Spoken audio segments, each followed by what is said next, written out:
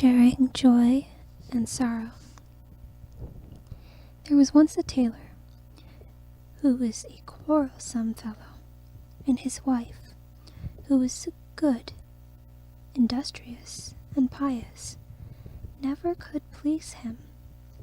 Whatever she did, he was not satisfied, but grumbled and scolded and knocked her about and beat her. As the authorities at last heard of it, they had him summoned and put in prison in order to make him better. He was kept for a while on bread and water, and then set free again.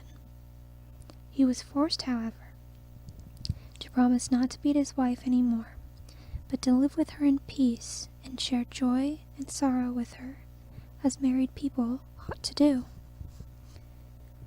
All went on well for a time, but then he fell into his old ways, and was surly and quarrelsome, and because he dared not beat her, he would seize her by the hair and tear it out.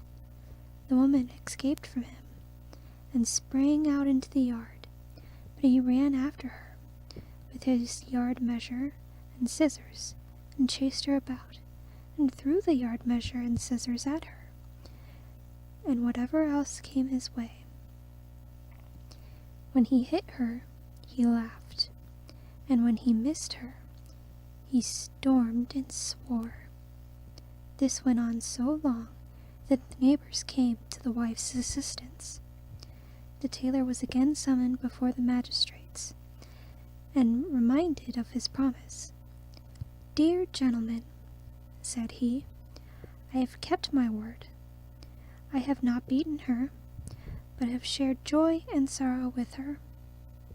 "How can that be," said the judge, "when she continuously brings such heavy complaints against you?" "I have not beaten her, but just because she looked so strange I wanted to comb her hair with my hand.